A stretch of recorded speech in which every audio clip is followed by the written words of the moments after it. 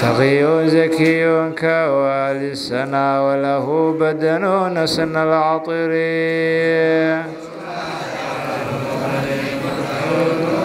mu'asasada Siraajudiin farceeda koowaad ee xaafadda horumar ee magaalada Gaalkacyo ayaa lagu qabtay munaasabadan oo iskugu jirtay qalin jabinta dufcadii toddobaad ee dhameysata isla markaana ka qalin jabisa Quraanka Kariimka ee qowlkeebe iyo sidoo kale xafladda soo dhaweynta dhalashada nabigeena Maxamed naxariis iyo nabadgelyo korkiisa ahaatee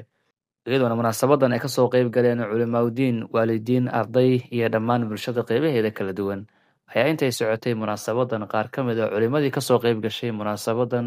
ay goobta ka soo jeediyeen nabi amaan iyo sidoo kale muxaadarooyin cajiib ah waxaan rabaa inaan u mahad celiyo dugsilaydan mu'asasada Siraajudiin hoos tagta macallin Shaafici oo macallin ka yahay macallin Cabdullaahi Sheekh Ciise macallimiinta kale maamulkooda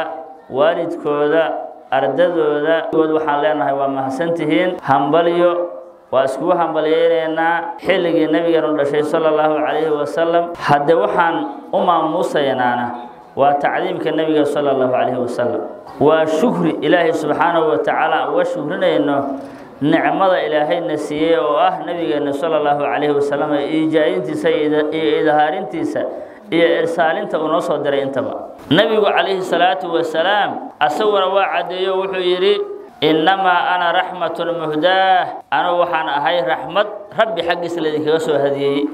وأنا أقبل لي هدية إلهي سبحانه وتعالى الحمد لله رب العالمين إلهي وأمه العلمين نحريستا نبي صلى الله عليه وسلم ويا هاي أو إلهي عدي خلق رنب أوها مسلمين يا قالب وأوها كاستمرك وقران كرا مسلمين سوء أوهايو رحمة والنبي مسلمين تقويا هاي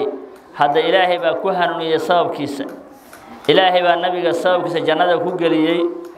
إلهي بان نبيك سبب كيس إيمان كوسي إلا إيمان كمان نبيك أصحابه صلى الله عليه وسلم وأسرع كان لا صدري تاسو أسكع عده وواضح عبد الله بن عباس بان ساكو فسره إمام النووي بصو جورينا هيا سيدا أصو جورينا هيا قال هذا سان حارس وها النبي صلى الله عليه وسلم أنا حارس بويه oo naxariis wuxuu u yahay kufaartii hore markay Ilaahay subhanahu wa ta'ala diinkiisa ay diidaan waa la halaagi jiray adduunka lagu halaagi jiray waliba halaag caam ah lagu sameyn jiro waa tii la dabagadin jiray kuwa dhagax lagu garaaci jiray kuwa lagu qaylin jiray oo malaad ku qaylin jireen saas lagu sameyn jiray laakiin ummadeenan ayaga ciqaab caam ah oo caajil ah nabigeena sallallahu alayhi wasallam fadligiisa iyo xurmadiisa ilaahay waa ka ilaahay ma la halaagayo gaaladu ayagoo iska duqyaanahaya ayagoo iska kibrahaya ayagoo ogtihiin ahlu Gaza Falastiin say u galahayaan oo qof qalbigiisa naxariis ku jira oo san fiirsan karin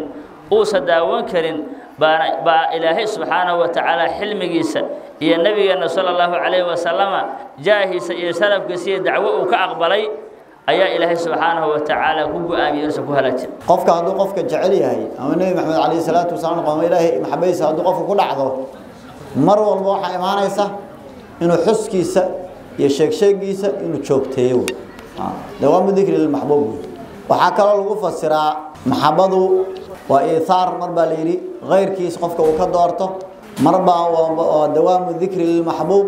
مر كلا واحد يرادا الميل إلى المحبوب وي واسكاك دويين معناها محبوب كلا تعلي هاي قفكو إنه إيه شوي مر البو هدي اللي يرادا وحان محبوب كاجي والسمية أتعليد وحان مصمين وإنه قفكو نفتي سوكو قنعدا وحان محبوب كيس وسمية قفكو مركز واحد ليه كلا قف كانوا قف محبوب يتعال وهيوي dadka halka fadhiyo qof kasto kamid ah oo soo maray marxaladan aad soo marteen ama hadda qayb kamid ah ay joogtaan qof kastaba door iyo maaragtay kaalin fiican ayuu ku soo qaatay adinkana maanta waxa la kala dardaarmaya in iska dayicin fursadiinaas yaraanta iyo dhalinyaranimadu waa fursad qaaliya بهيوم بهجون سرجون هجون أهلا بالشفع وبالوتر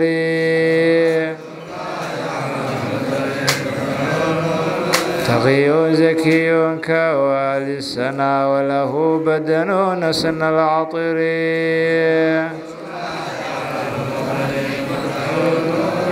صلوات الله على المضر من له نور يعلو القمر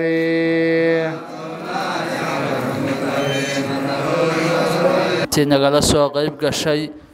culamaa diinka gudoomiyaha siyaasadeedka tawfiiq madaxda kale ee isku duwaha wasaaradda caafimaadka iyo dhammaan inta kaleete ee gudoomiyaha dalada midnimo iyo inta kale akhyaarta aad iyo aad ayaa u mahad celinaynaa intii nagala soo qayb gashay waxaan kale u mahad celinayaa waalidiintii iyo mucallimiintii xafladan qiimaha badan soo abaabushay ka soo shaqaysay waqti iyo juhdi iyo naf iyo maalba ku bixisay aad ayaa u mahad celinayaa waxaan kale u mahad celinayaa dhammaan intii ku xiran muassasadan ardada iyo intii kale oo dugsiga ku xiran aad ayaa u mahad celinayaa sida qiimaha badan ee xafladan uga soo shaqeeyeen waxaan leenahay dhammaantiin ilaahay khayr badan kaga amaal mariyo intii ka soo shaqaysay intii nagala soo qayb gashay ilaahay maxabada rasuulka ilaahay hasiyo maxabadiisa maxabada rasuulka sallallahu alayhi wasallam dhammaantood ilaahay dambigooda dhaafo waalidiintooda Allah u naxariisto